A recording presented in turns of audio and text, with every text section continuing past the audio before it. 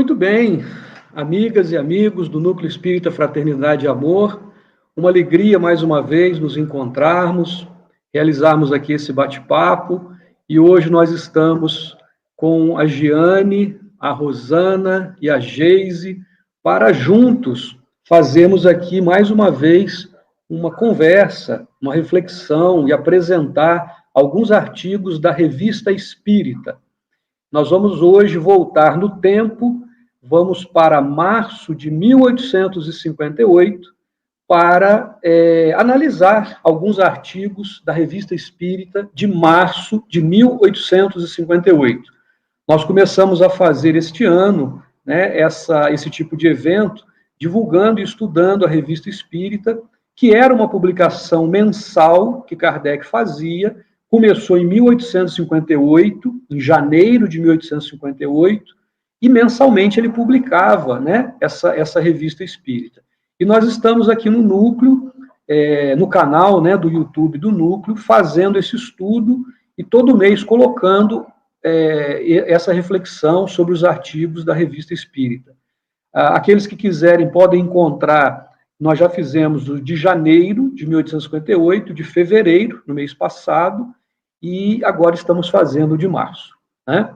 Então, agradeço a Giane, a Rosana, a Geise pela participação. Cada um de nós vai comentar um pouco sobre alguns desses artigos durante essa reunião, né, de hoje.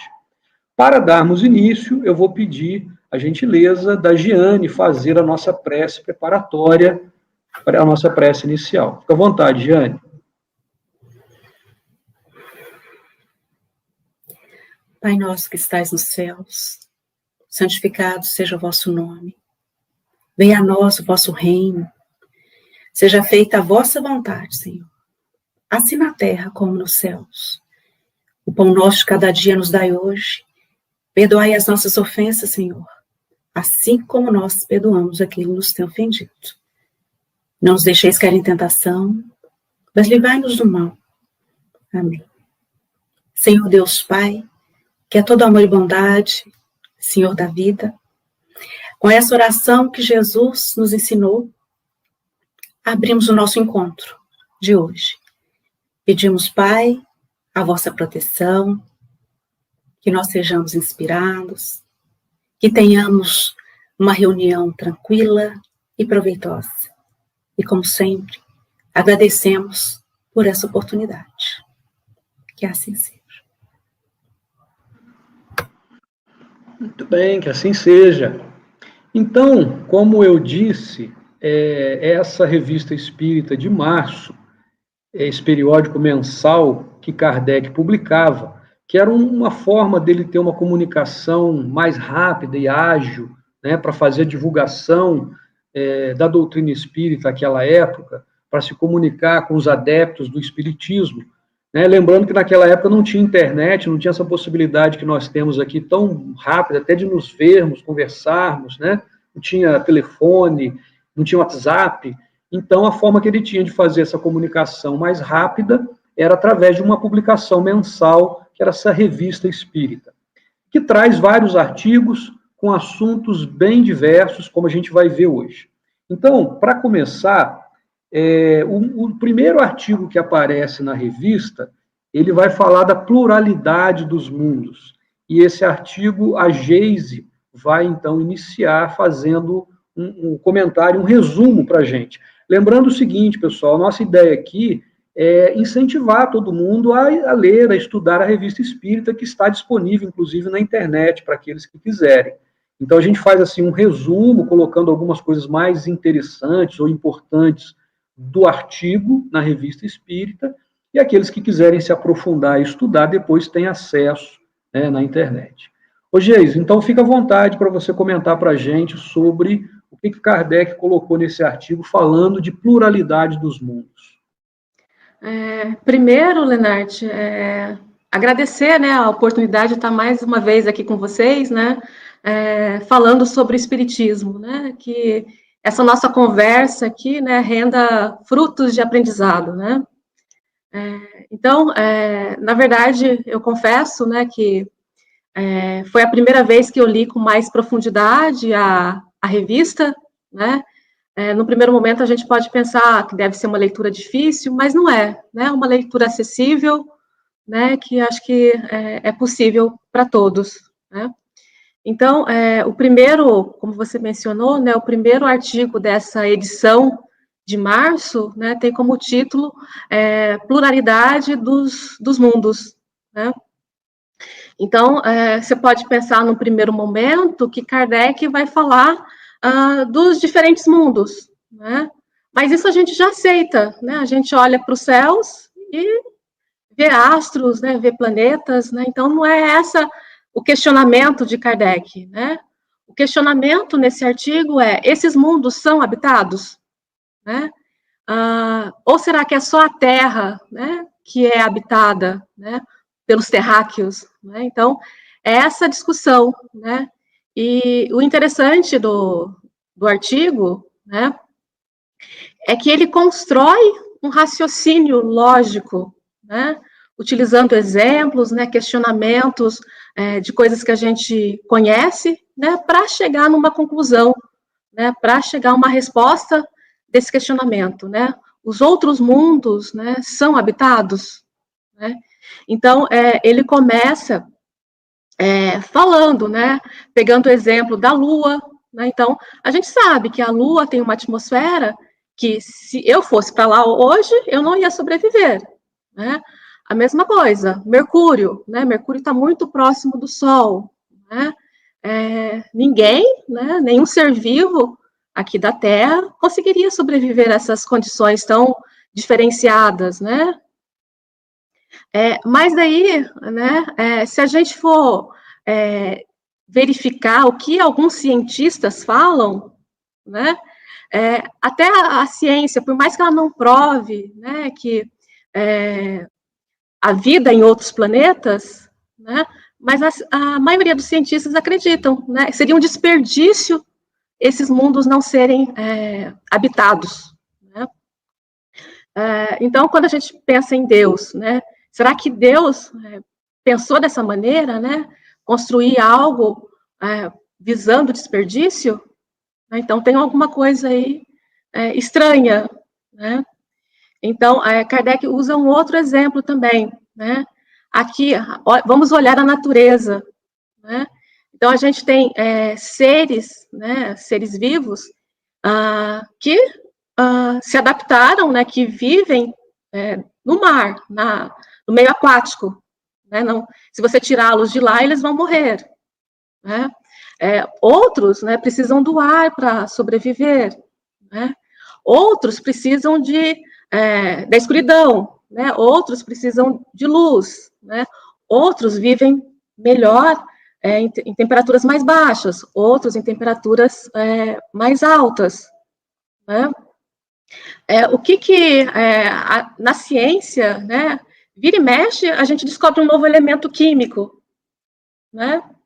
Será que nos outros planetas, né, a gente não tem elementos, substâncias que a gente desconhece, né, que permite a vida em outros mundos? Né? Então, ele vai construindo, né, um raciocínio, né, para a gente pensar a respeito disso, né? E a gente normalmente, né, pensa que nós somos únicos, né, porque nós somos, na verdade, orgulhosos, né? A gente pensa, né, que somos únicos, né, que tudo foi construído para nós, né? Então, vamos trabalhar essa questão também do orgulho, né? E ele, só para finalizar, né, ele faz um outro exemplo, né, também visando a construção desse raciocínio, né? Então, vamos supor não, na verdade, porque a gente sabe que aqui na Terra a gente tem ilhas, né, as mais diversas, né, com tamanhos diferentes, né? Mas o homem, né, sempre que encontra um pedaço de terra e é possível de habitar, ele coloca a sua bandeira ali, ele habita aquela ilha, né? Então, vamos supor que numa determinada ilha, né, tem um conjunto de habitantes ali, e esse conjunto de habitantes não conhece os demais habitantes da Terra, né? você não perguntaria para ele, né, essa questão que o Kardec coloca, né? Você acha que Deus fez todo esse mundo, esse planeta, só para você? Né? Então, a gente também tem que fazer esse questionamento, né? Todos esses outros planetas, né? Todos esses outros astros, né? Foram feitos só para nós? Né? A conclusão lógica é que não, né? Então, a gente chega à conclusão que há vidas, né? Em outro nível de estrutura, de elementos, né? Em outros planetas. Então, é isso que Kardec nos traz nesse primeiro artigo de março. Muito interessante, né, Geise? E pensar o seguinte, você falou muito bem no início, que a gente sabe hoje, né, a ciência tem conhecimento da quantidade de planetas, de galáxias, né, que estão no universo. Naquela época, a ciência não tinha ainda os meios de observação que a astronomia tem hoje, das descobertas científicas de hoje, né? E assim, quantitativamente, naquela época, eles não tinham a noção, como nós temos hoje, da quantidade, né, comprovadamente, de planetas, de galáxias do universo, né, daquilo que a ciência humana conseguiu observar, né? E Kardec já desenvolve esse raciocínio lógico. Quer dizer, tudo isso que existe aí no universo, e só o nosso planeta tem esse privilégio, né, de ser habitado, parece não fazer sentido, né? O próprio homem ele vem investindo até bastante recurso e tempo em descobertas em outros planetas, né, em missões, e naturalmente que, como você falou muito bem também, é o que está na revista, não adianta buscar vida como no nosso planeta, em planetas com uma condição bem diferente de vida em relação à nossa, né? Mas é legal que ele vai desenvolvendo através de um raciocínio lógico. E Kardec poderia simplesmente falar, isso aí foi uma revelação dos espíritos. Como tem, sim. Tem a revelação dos espíritos falando de vida, né, de vários mundos, da vida, né, nos diversos mundos, né?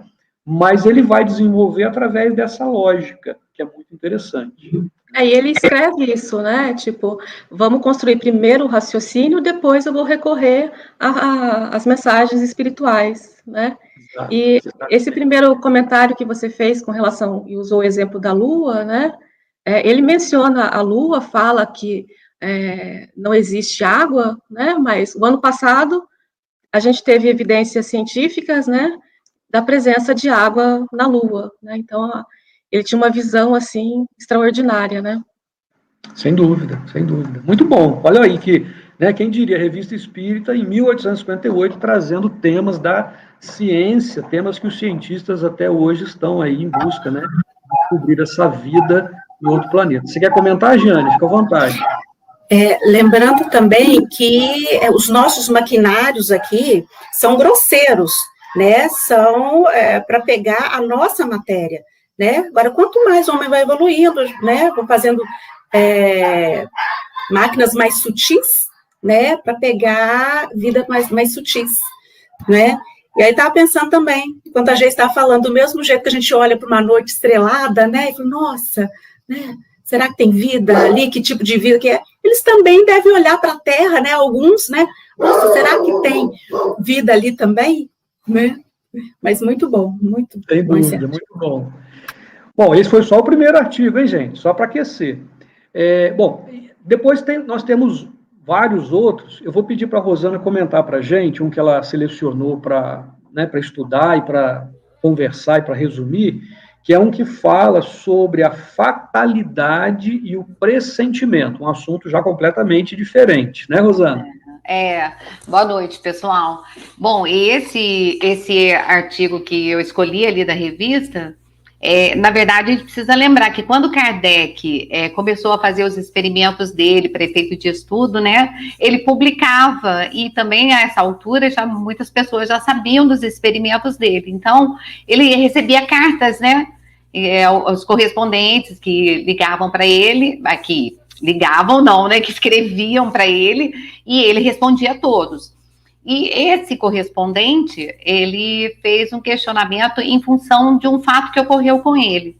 Ele relatou que ele estava numa embarcação em setembro de 1857, então não tinha muito tempo, né, por volta de 5 meses, e que essa embarcação, devido a um mau tempo, ela sucumbiu, e tinha 8 pessoas lá, inclusive ele.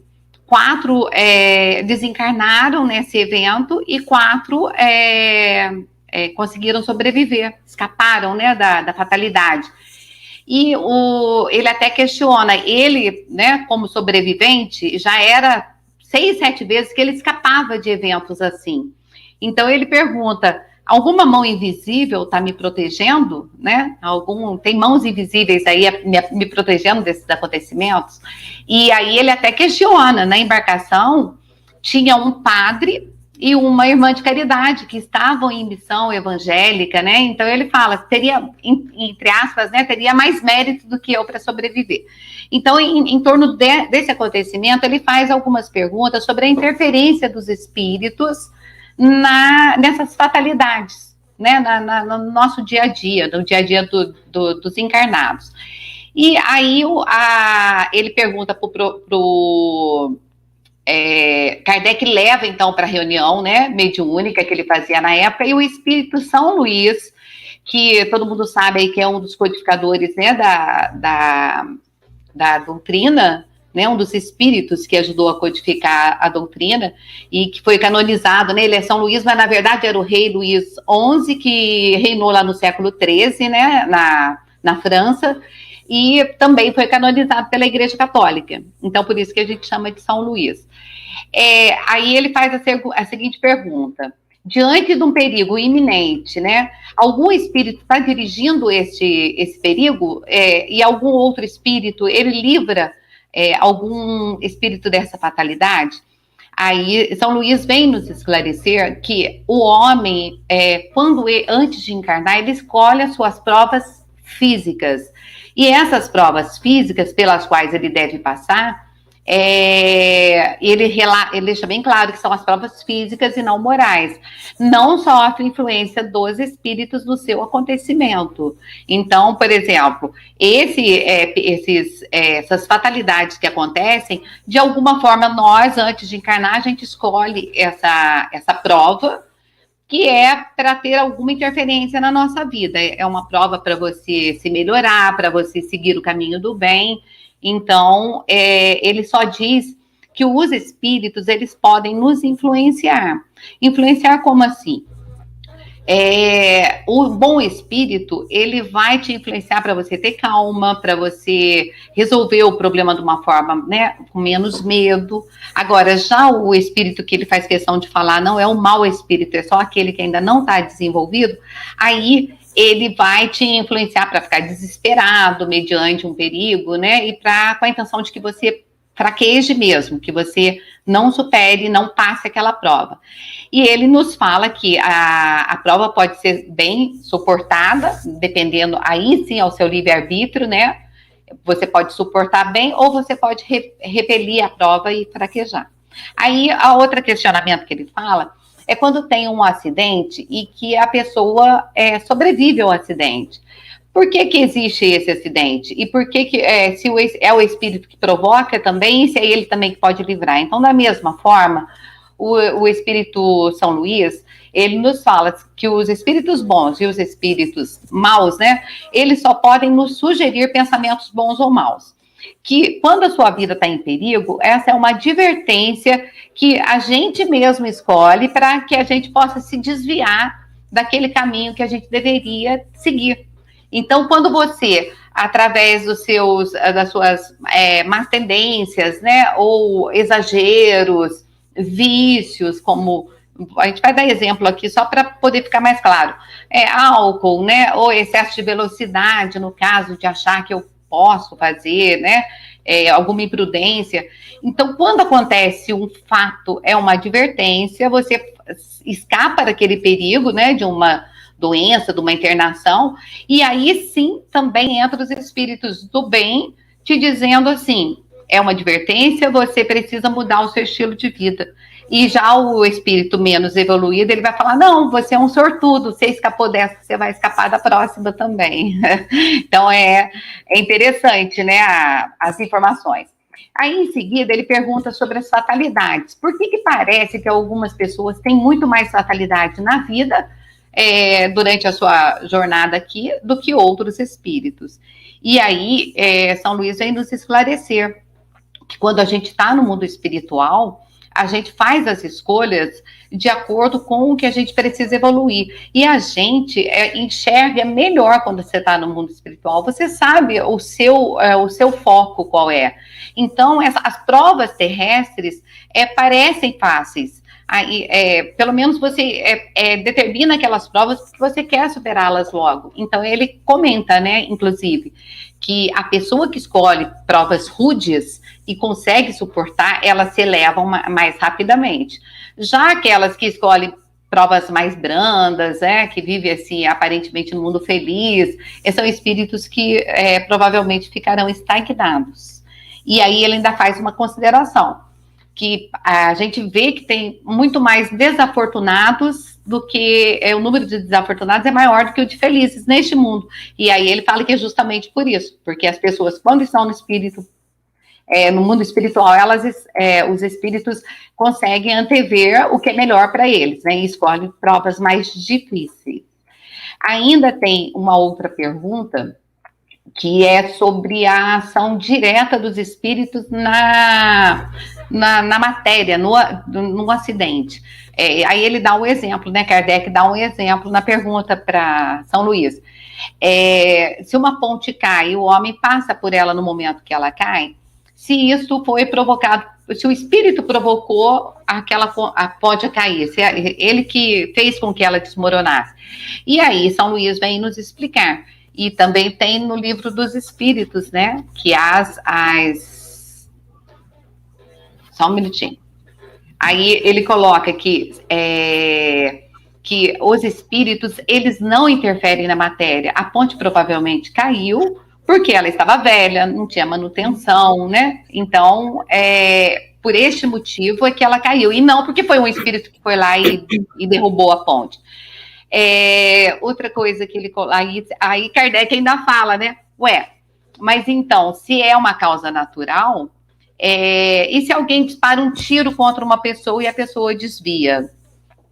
E aí São Luís fala, olha... O espírito, a bala pode pega de raspão. Aí ele fala, olha, o espírito pode ter sido intuído, né, por um espírito desencarnado a desviar, porque aquela bala não era para ter pego nele. Mas, na verdade, não há interferência do espírito nas leis naturais, nas leis da física. Uma vez que o projétil saiu, o espírito não tem o poder de ir lá e desviar, né? Bom, e a última pergunta, nesse caso, foi sobre o fato de algum espírito te dar uma advertência direta, falar sobre um perigo. E aí ele dá o exemplo, uma mulher que saiu de casa, e o espírito fala assim, ela escuta uma voz dizendo que é para ela voltar, e ela volta, depois ela chega em casa e fala, não, vou sair de novo, e aí acontece uma fatalidade. Se aquela voz seria uma voz de algum espírito. E aí São Luís vem nos esclarecer que não, que essa voz é a voz do próprio instinto, né? A voz íntima, porque o espírito, quando ele está escolhendo as provas dele, ele sabe a prova do nascimento e a prova do desencarne. E algumas outras provas físicas, por exemplo, que ele vai adquirir alguma deficiência ou alguma prova mais... E aí ele guarda essa intuição, então, que se torna um pressentimento. Então, é aí que vem, né, o pressentimento na explicação do Espírito São Luís. Então, essa foi o artigo que eu escolhi, falando sobre pressentimento, né, e fatalidade, nos mostrando que os espíritos, eles não têm, eles nos intuem, eles nos ajudam a superar as provas. E os espíritos menos evoluídos, eles podem, assim, atrapalhar a nossa evolução, mas que tudo depende do nosso livre-arbítrio, né? Essa situação que foi relatada por esse correspondente, né, de Kardec, nesse acidente, ela é muito comum, né? Vários exemplos de acidentes, de algumas coisas assim, que alguns desencarnam, outros não. Às vezes a pessoa que, a princípio, deveria estar naquele local, trabalhando, fazendo alguma coisa, não estava, justamente no momento que aconteceu, teve um pressentimento. Então, são situações da vida que é bastante comum e como foi explicado no artigo. Não há propriamente uma intervenção direta do espírito no sentido de provocar ou deixar de que alguma coisa aconteça, né? Lembrando sempre que há um planejamento na nossa vida, né? Que nós devemos nos precaver. Vou falar uma coisa rapidamente aqui, porque esse assunto ele daria um estudo, né? Nós estamos vivendo, por exemplo, a situação do Covid, em que várias pessoas estão desencarnando, né? E, de alguma forma, naturalmente que para muitos desses nossos irmãos, dentro do planejamento da sua encarnação, da sua vida, né, é algo que estava planejado, previsto acontecer, né, dentro dos desígnios de Deus, né? No entanto, quando chega o momento, né, da desencarnação de cada um, daquele que está planejado. No entanto, pela imprudência de muitos, pela falta de cuidados de muitos, alguns estão contraindo o Covid, desencarnando, porque não se cuidaram, porque abusaram, porque foram para festas, porque não usaram, né, não fizeram os cuidados que deveriam fazer, e aí estão abusando, não é da sorte, porque não existe sorte, né, daquilo que é a providência, daquilo que a gente deveria seguir, estão antecipando o momento da sua desencarnação. Mas não vamos nem continuar aqui, porque isso aqui dá um estudo. É muito assunto. E a gente não termina os outros artigos. Vamos lá. Rosana, muito obrigado. Né? Você vê que Kardec traz esse assunto bem interessante também, nesse outro artigo, como é que é variado. E agora a Giane vai trazer um outro bem legal também, cujo título é Utilidade de certas evocações particulares. Giane, fica à vontade.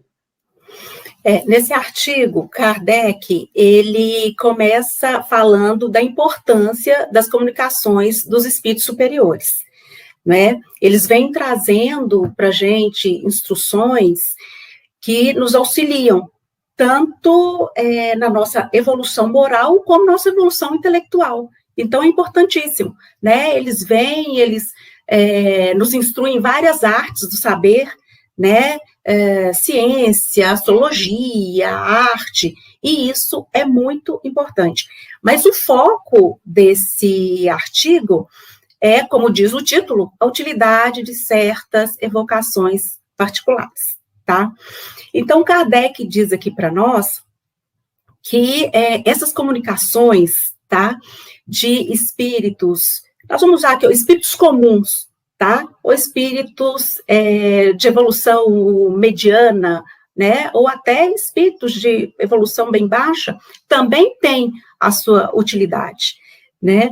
Porque como eles vão nos trazer as experiências que eles estão tendo ali depois de desencarnados, né? Espíritos que muitas vezes nós tivemos, né? Kardec teve contato com vários espíritos, assim, e nós também, nas reuniões mediúnicas, né, às vezes nós recebemos mensagens de amigos, de parentes, né, quando isso é útil, quando é isso importante, a espiritualidade superior permite.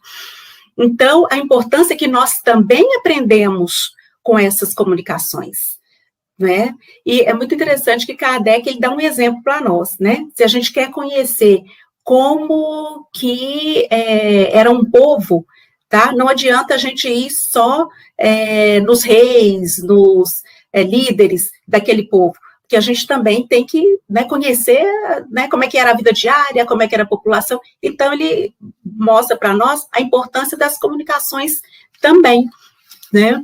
E essas comunicações fazem com que a gente absorva mais, tá? As orientações. Não que a gente não absorva as orientações dos espíritos superiores, é claro que sim, né? Quando a gente tem a comunicações lindas, maravilhosas, mensagens de Emmanuel, de Joana de Ângeles, a gente emociona, e aquelas mensagens nos fortalecem, né? Para a gente continuar né, na nossa caminhada aqui no planeta. Mas quando a gente recebe essas comunicações desses espíritos que nós tivemos contato, parece que é mais fácil para a gente absorver, porque como nós, né, muitos deles nós conhecemos, né, conhecemos as qualidades, os defeitos, as dificuldades, as lutas deles, toca mais a nós, né? E, claro, como eu falei, Kardec fazia essas evocações, né? Fazia parte ali da missão dele, né? Para que houvesse estudo e para que esse estudo ficasse para nós, né? Mas as evocações também podem ser feitas, né? Nas reuniões mediúnicas dos centros espíritas, mas a importância da utilidade, né? Por que que eu gostaria de ter uma mensagem do meu pai, né? Seria até egoísmo, né? Então, sempre a utilidade. Outra coisa que Kardec fala também, outra vantagem, tá, dessas comunicações, que é mais fácil de identificar esses espíritos, tá? Não que identificar o espírito é importante uma mensagem. O que é mais importante uma mensagem é o conteúdo dela, né? Mas ele dá até um exemplo. Vamos receber a mensagem de Sócrates ou de Platão, teriam que ser várias mensagens, né? Para a gente ver a seriedade daquele espírito, né? Precisaria um pouco mais de cautela, né? E quando é uma mensagem de um parente, de alguém muito próximo, fica fácil da gente identificar, né? Há um tempo atrás, uma senhora mostrou para mim uma mensagem que ela havia recebido um centro sério, de uma reunião mediúnica séria, uma mensagem do marido dela. E ela me falou, Jane, aqui tem coisas que só eu sei, nem meus filhos não sabem, né? E eu ainda, né, dei uma de Kardec, eu falei, senhora tem algo, porque o espírito assinou a mensagem, eu falei, senhora tem algum documento, né, do seu marido, né, para dar uma olhada aqui na assinatura? E a assinatura era idêntica, né? Eu não sou uma perita, mas no pouco que eu entendo era idêntica, né, aquela letra desenhada, né, a forma de cortar o T, né? Então, essas comunicações de pessoas conhecidas, né, ficam mais fácil, até para a gente identificar, né? E é interessante também esse artigo, pelo seguinte, às vezes acontece nas reuniões mediúnicas que alguns médiuns, eles só querem passar mensagens de espíritos de luz, espíritos superiores, né, de mentores, né? Mas a gente vê que é importante essas comunicações, né, desses espíritos, vamos colocar aqui, né, comuns, né, que os espíritos aqui estão mais ou menos aqui, evolução como a nossa, porque a gente também tem que aprender, a gente também aprende muito com eles, né, quando eles nos relatam as dificuldades que eles estão passando, as decepções, as frustrações, e quando eles nos relatam também as alegrias que eles estão tendo, né, então, um artigo muito interessante, muito importante, como todos, né. Ô Giane, enquanto você estava falando, né, dessas mensagens particulares, das evocações que eram muito comuns naquela época, e como você disse, quando tem utilidade, né, o artigo fala sobre isso, quando tem uma utilidade, tem uma necessidade de fazer a evocação a um espírito particular para uma comunicação, né, isso tem que ser feito em um ambiente sério, né, não pode ser feito de forma alguma como uma brincadeira, porque não se faz brincadeira com a comunicação com os espíritos, isso pode ter uma consequência muito grave, muito séria também, né?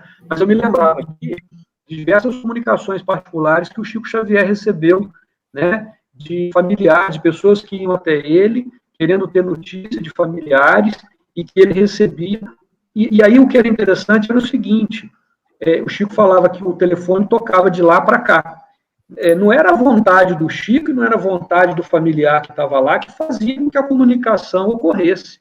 Era a necessidade, a utilidade, e ele ia recebendo, algumas pessoas iam lá dezenas de vezes até ter uma primeira comunicação, né? Alguns não tinham essa possibilidade, então, de fato, é pela utilidade, pela necessidade que se tem, pela possibilidade, inclusive, do espírito que desencarnou de se comunicar. Exatamente. Bem lembrado, até porque Chico era um espírito missionário, né? Então ele veio também para isso, né? E a espiritualidade superior é que faz essa avaliação, né? Tendo todo respeito com o espírito que desencarnou e todo respeito com a família, né?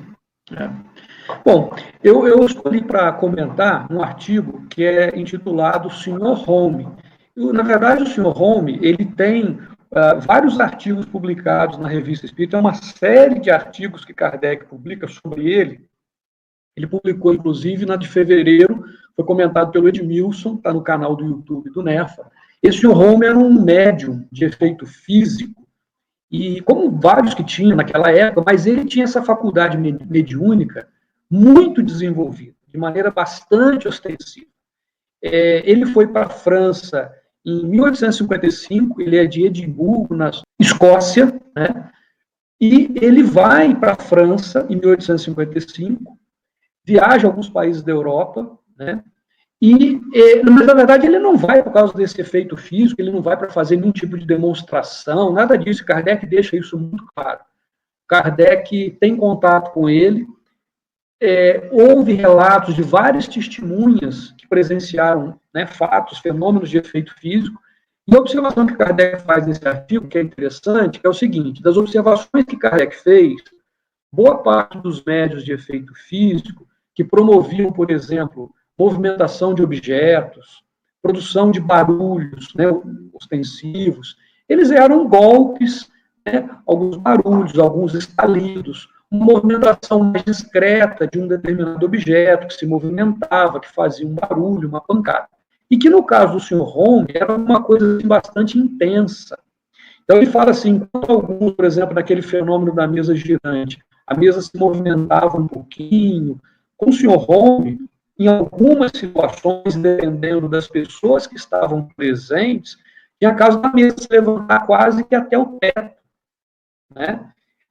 Então, assim, a produção de fenômenos físicos por parte desse Sr. Home era muito intensa.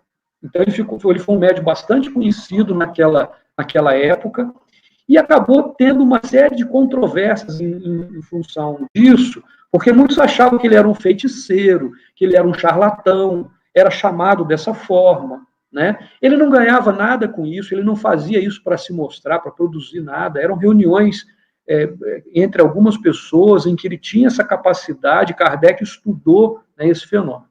Mas o comentário que é curioso que Kardec faz é que essa controvérsia, essa situação toda em torno do Sr. Home acabou acontecendo porque muitas pessoas também passavam a amplificar e a falar coisas, boatos, né? Se nós fôssemos usar o termo que a gente usa hoje, seria fake news, né? Você vê que até naquela época tinha fake news, mas não era com esse nome. Eles começavam a inventar um monte de coisa, sabe? Inventava coisas sobre ele, que ele fazia coisas absurdas, e aí virava anedota, aí o pessoal começava a achar que era realmente um feiticeiro, quando na realidade ele era um médium de efeito físico, com uma faculdade notável, né?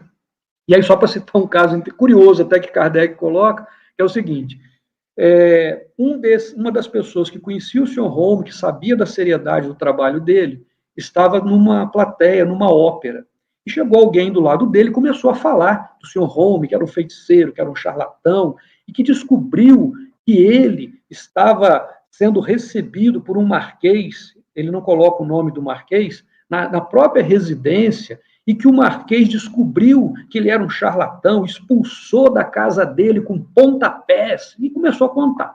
Aí o cara que estava ouvindo isso, que conhecia o Sr. Home, que conhecia esse marquês, falou assim: olha, esse marquês que você está falando é aquele que está ali, ele estava na plateia, é aquele que está ali, ó, naquele local, e não é o Sr. Home que está ali do lado dele conversando amigavelmente. Não parece que ele tenha expulsado a pontapés o Sr. Home do jeito que você está falando, porque eles estão ali conversando amigavelmente, e aí essa pessoa saiu, né, sem graça, porque era um boato. Quer dizer, para a gente ver a atualidade dos boatos, das fake news, e que também os fenômenos espíritas, os acontecimentos daquela época faziam com que as pessoas inventassem um monte de coisa que não existia, na verdade, para desacreditar ou os médiuns, ou os fenômenos e a própria doutrina espírita, né? Muito bom. Então, esse foi depois, em outras revistas, das próximas, ele continua falando, né, desse Sr. Home e de outros efeitos, de situações que ele viveu. Vamos para a segunda rodada. Vamos lá agora, de novo, a Geise, ela vai falar de um outro artigo que, de certa forma, estava relacionado ao que ela comentou antes, ainda sobre mundo, sobre planetas, e Kardec vai colocar, então, um artigo que é sobre Júpiter e alguns outros mundos. Fica à vontade, Geise. Então, voltando, né, à temática, esse é o segundo artigo, né, do mês de março, e ele parte, na verdade, da lógica que foi construída, né, do raciocínio que foi construído no primeiro artigo. Né? Então, a gente já pode partir de que os outros mundos, né, são habitados. Né? Então, isso é o ponto de partida. Né? Agora, a grande questão né, como são as relações sociais, né, nesses outros mundos? Né? Quais são as características desses outros mundos? Né?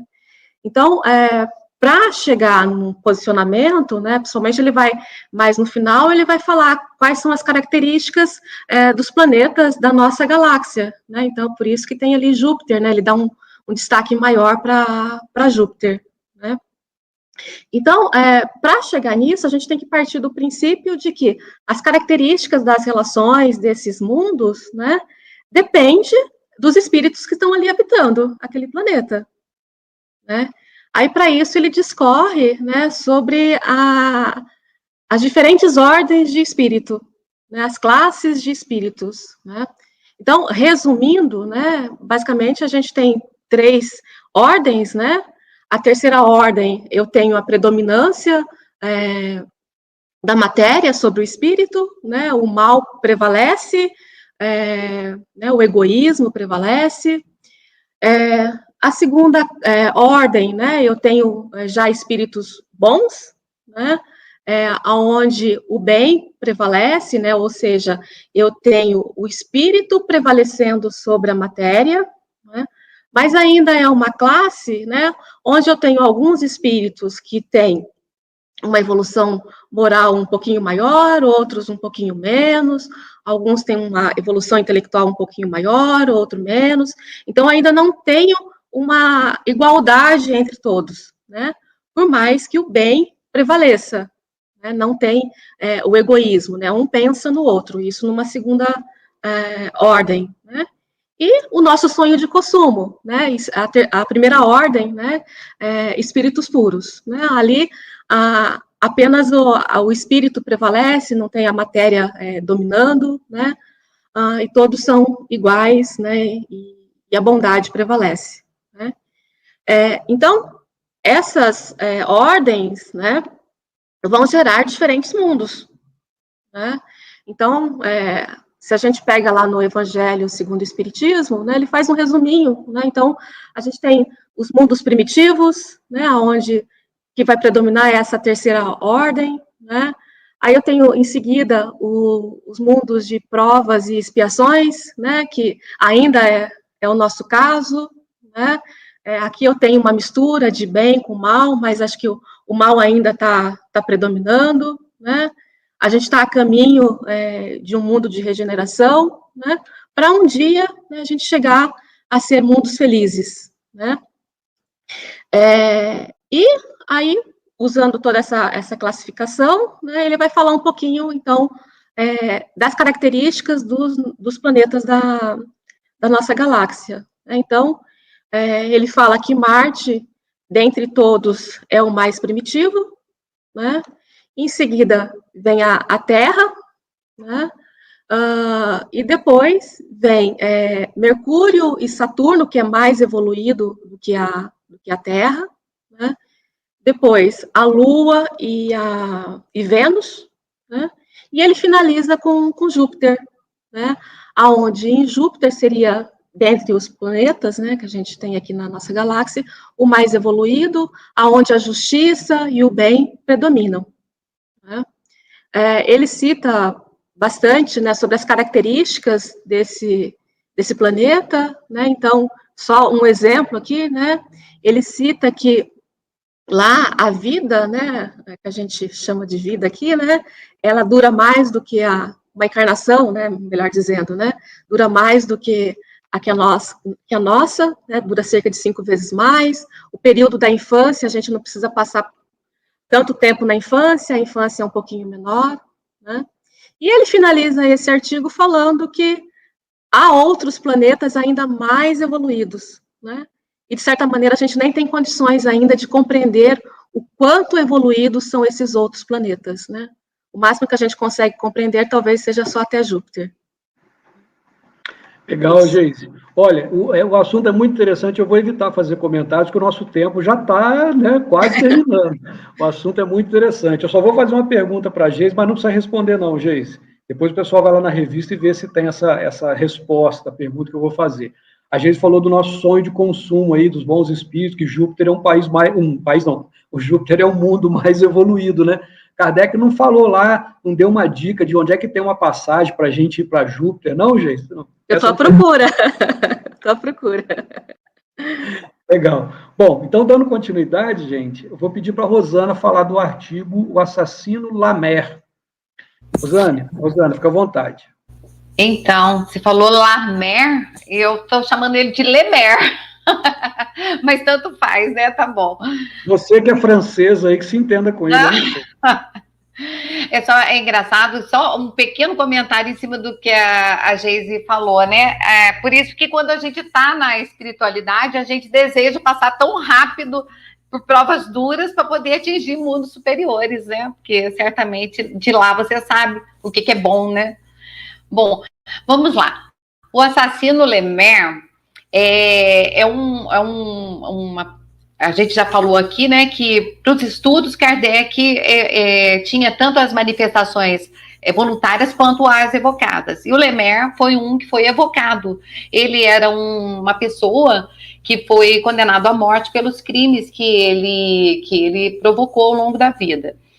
E o interessante aqui é que em 1865, para mim, o que foi interessante, que eu descobri com a Revista Espírita, é que tudo que Kardec colocou nas obras básicas, praticamente tudo foi feito dessa coletânea que ele fez ao longo das publicações na Revista Espírita, né?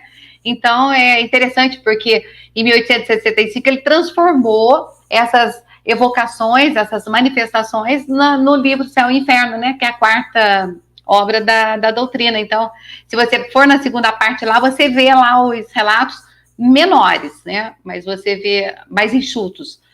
Bom, e aí, quando ele evocou, né, esse Lemer, ele apareceu muito rápido. E aí, Kardec perguntou, Kardec mesmo, ele perguntou por que ele apareceu tão rápido, tão prontamente. E aí ele falou, Raquel já o disse. Então, só para te explicar, Raquel é um espírito que foi evocado uns dias antes, e esse espírito também foi feita a mesma pergunta para ela, por que você apareceu tão rápido? E aí ela falou, esqueci o nome, é a Hermance, né? A Hermance era a médium que fazia ali a intermediação das manifestações dos espíritos. E aí a Raquel disse que a Hermance, quando ela solicitava, né, que eles apareciam rápido, porque eles tinham um laço. A Hermance vivia muito no ambiente espiritual, né? Então eles vinham rápido. Então a gente vê que Lemer, embora um assassino, ele também atendeu a esse espírito. Bom, enfim, as perguntas de Kardec para ele foram em relação ao sentimento dele logo após a morte. E ele fala que ele sente, primeira coisa, o que ele sentia ali, qual era o sentimento dele ali perante aquelas pessoas que estavam na sala. E ele fala que o sentimento era de muita vergonha. E em seguida, Kardec pergunta para ele, né, se durante a execução ele guardou a consciência do que estava acontecendo. E aí ele diz que guardou a consciência, sim, e que sentiu muita dor, mas que muita dor física, mas também a maior dor, que é a do coração, que ele interpretou como uma dor no coração, uma dor moral, que é traduzida em remorso, que ele tinha muito remorso pelo que ele fez, os crimes, né, que ele praticou. E aí o Kardec perguntou se ele ficou consciente a ponto de ver o que estava acontecendo ao redor dele. E ele relata que debaixo do estrado onde ele estava, quando ele foi executado, ele viu algo rolar, né, que a gente até já imagina o que seja, e muito sangue. e que ele também conseguiu ver os despojos dele, mas que a dor que ele sentia, o remorso que ele sentia era torturante e que permanecia até o momento. E que, apesar dele ver os despojos dele do lado, ele se sentia inteiro. Então, isso explica, né, que o perispírito nosso acompanha, né, o corpo, o espírito. A matéria fica lá e o espírito, o perispírito vai com o espírito. Bom, ele também fala... Kardec pergunta para ele se aquelas expressões de suplício, quando uma pessoa é condenada, né, quando ela é executada, se são reações físicas, e ele fala que não, que essas expressões não são contrações voluntárias, que o espírito realmente tem a vontade de falar. Outra coisa que Kardec pergunta, se ele encontra com os seus cúmplices ou com as suas vítimas do lado de lá. E ele fala que encontra com os cúmplices e os cúmplices se culpam uns aos outros, ficam culpando um ou outro pelo que fez. Você vê que não muda, né, o jeito do espírito, o que ele é aqui, acaba transpondo para o lado de lá. Outra coisa que ele relata é que ele encontra com as vítimas, que as vítimas parecem que estão felizes, parecem para ele felizes, ele tenta escapar do olhar, porque ele tem muita vergonha, muito remorso, e ao mesmo tempo, o que é um pouco controverso, ele tem um pouco de ódio por ter elevado essas vítimas, porque ele tem consciência de que, então você vê que embora ele esteja arrependido, ele ainda não tem a compreensão verdadeira, né, do bem, porque ele ainda sente raiva por ter levado aquelas vítimas. Bom, ele conta que as vítimas sentem piedade dele, que não tem outro sentimento a não ser piedade, e que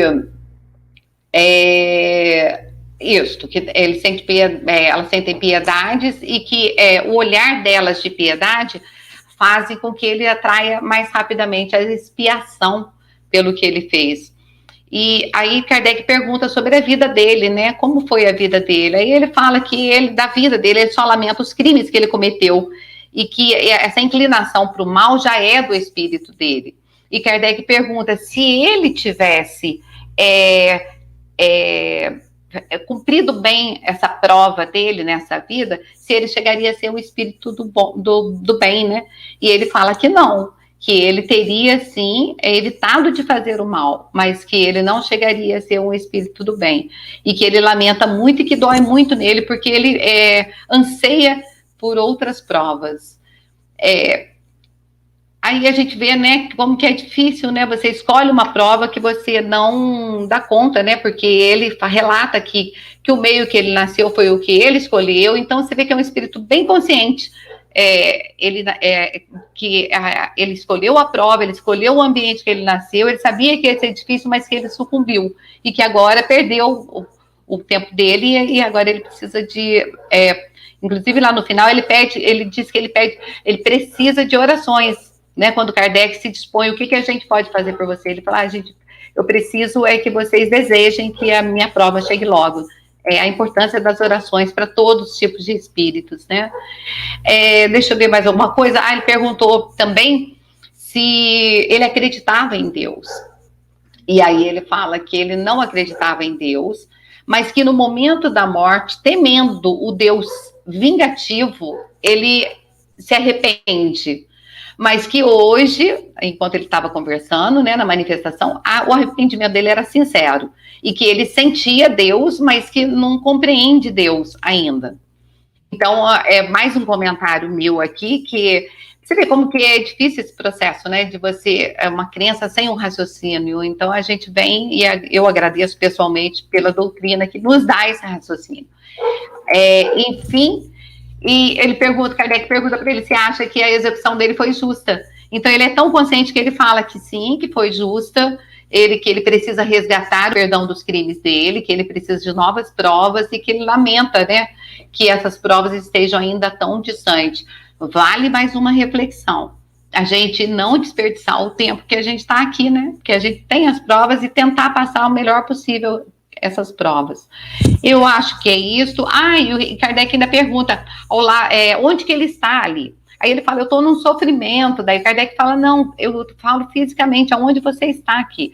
Aí ele fala que está ao lado da médium e que não gostaria de ser visto. Se pudesse vê-los, as pessoas ali o veriam com a cabeça separada do corpo, né? Que é a forma como ele ficou, né? Marcado no perispírito dele. E aí ele só pede orações para que ele possa espiar logo. Então essa é o relato do Lemer, que é muito rico, dá muita discussão, né? Só que eu fui fazendo algumas reflexões que eu acho que não podia deixar de fazer, porque é uma riqueza para a gente, né? Para nossa prova aqui que a gente está. Sem dúvida, Rosana. E esses relatos dos espíritos, né, nessas comunicações, trazem experiências que eles viveram que para a gente são assim muito importantes. Como você falou, esses que são publicados na Revista Espírita, entre diversos artigos, eles foram depois para a segunda parte do livro Céu e Inferno. Inclusive tem um outro, que é o que a Giane vai comentar agora, que também é um relato, né, da Rainha de Oude, e que vai também para a segunda parte do Céu e Inferno, né, Giane? Exatamente. Kardec faz 31 perguntas, tá, para essa rainha de Oude. Oude era um reino da Índia, tá, que ficava entre o Ganges e o Himalaia, né? E por que Kardec interessou evocar esse espírito? Essa rainha sai do reino dela, passa uns 2 anos na Inglaterra, tá? Ela vai resolver alguns problemas referentes ao reino dela, e quando ela volta para a Índia, ela passa pela França, e lá ela desencarna. E no ano mesmo de 1858. Então, Kardec interessa a invocar para saber, né, que condições que esse espírito está. E ela diz que ainda estava em perturbação, né, o que os espíritos, né, dizem que essa fase da perturbação pode durar minutos, como pode durar séculos, né. Nas respostas dela, ela diz que ela não estava feliz, diz que, quando Kardec pergunta, né, o que ela achou, né, do funeral, das honras que ela recebeu ali durante o funeral, ela, né, reclama, disse que nem todos ajoelharam, né, em frente ao corpo dela. É um relato de um espírito muito apegado à matéria, muito apegada, né, à sua condição ainda de realeza. Como você falou, né, esse relato depois vai para o livro Céu e Inferno, e vai na categoria dos espíritos endurecidos, né, porque essa rainha, ela tinha a noção exata que ela havia, né, desencarnado, mas não aceitava a sua condição de perder aquele reinado, né? E aí tem várias perguntas. Kardec pergunta para ela sobre Jesus, ela fala, né, o filho do carpinteiro, né? Ela critica o cristianismo, né? Como que é isso? Como que todos somos irmãos, né? Ela não aceita. Então é uma comunicação, né, bem forte. E mais tarde, Kardec ainda invoca 2 vezes, né, mas por 2 vezes, e ela naquela mesma situação mesmo, né, e no final, Kardec diz que é o orgulho, né, que fez ela se perder naquelas ilusões, e por isso ela sofria muito, né, e lendo essa, né, sobre esse espírito, eu me lembrei da Rainha de França, né, que é uma comunicação que nós temos no Evangelho segundo o Espiritismo. Também era uma rainha, também sabia da sua condição de desencarnada, mas ela despertou mais rápido, né, para as condições espirituais, né, e a Rainha de Oude, né, hoje, né, acredito que esteja muito bem, espero que esteja muito bem, né, às vezes até melhor que nós, né, mas são respostas, assim, muito fortes, né. E é interessante também, porque, dependendo da época dos povos, os reis, eles são representantes de Deus ou dos deuses aqui na Terra, né? Então, dependendo da situação, o que pensa-se que, desencarnou e continua a realeza, né, no mundo espiritual. E aí a rainha nos mostra que não. Muito bom, Jane. Percebam a variedade de temas, né, que Kardec trazia nessas revistas mensais. O último artigo, nós não vamos ter tempo aqui para comentar com detalhe, mas o último artigo ele é intitulado Magnetismo e Espiritismo. Quando a gente fala do magnetismo, pode parecer, será que vai falar do ímã, do magnetismo que é estudado na física, do eletromagnetismo? Não, até porque o eletromagnetismo não era conhecido ainda nessa época, né? Na verdade, Kardec vai tratar do magnetismo humano, do magnetismo animal, o magnetismo pessoal, que era estudado, um dos pioneiros foi o médico alemão Mesmer. Kardec era um conhecedor, um estudioso do magnetismo humano. Ele acreditava, inclusive, que aqueles fenômenos de efeito físico das mesas girantes era promovido por esse magnetismo humano, né, de um fluido, de uma energia que era emanada pela própria pessoa e que produzia aqueles fenômenos. Depois ele foi verificar que não, porque tinha respostas e tinha informações que não poderia vir simplesmente do magnetismo, né? Ele vai tratar nesse tema do magnetismo para a cura e da relação do espiritismo e magnetismo. Então a gente deixa a sugestão de leitura, assim como dos demais artigos, porque a gente fez aqui um resumo, né? A gente pode depois, a Jane falou que nessa comunicação da Rainha de Ouro foram 31 perguntas, então quem quiser olhar detalhadamente, né, esses textos que a gente resumiu aqui, fica a sugestão, né, da Revista Espírita de março de 1858, que está disponível na internet, só procurar no Google, Revista Espírita, né, março de 1858, vai achar, tem lá o índice, e como foi dito aqui, não lembro quem falou, acho que foi a Geise logo no início, é uma leitura gostosa, uma leitura fácil, né? Ele fazia justamente para isso, para divulgar mensalmente a revista, para fazer essa divulgação e a comunicação com os adeptos do Espiritismo naquela época, né? Muito bem, gente, foi muito bom, nosso tempo, felizmente, esgotou, passa rápido, né, quando a gente vai batendo um papo aqui sobre temas interessantes, acabou o tempo, infelizmente.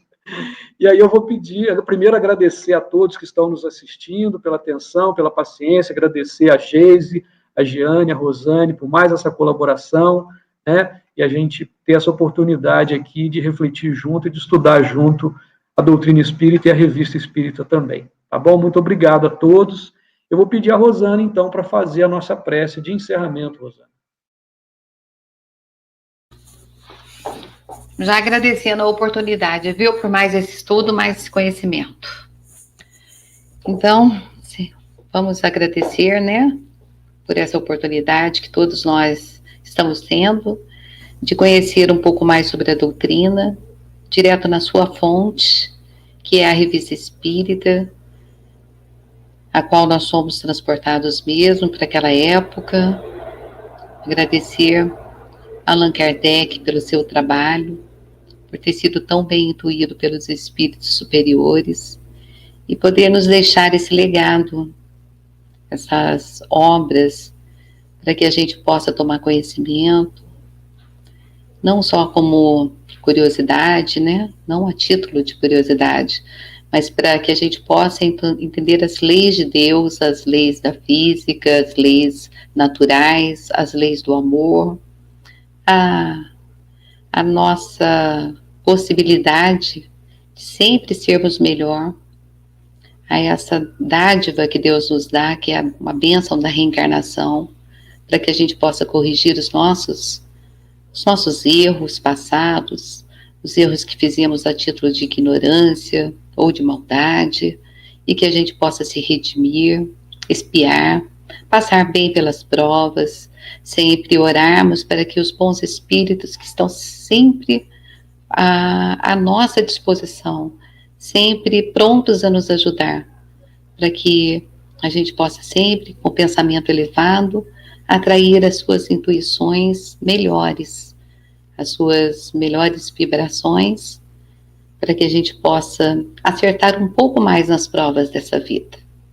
Agradecemos, Senhor, por essa família Nefa, agradecemos a todos os participantes de hoje e que possamos, cada um, nos seus lares, pedir também pelas pessoas que estão sofrendo com essa pandemia, os espíritos, sejam os que desencarnaram, sejam os seus parentes, que a gente possa ter a serenidade do coração de que cada um tem o que precisa passar.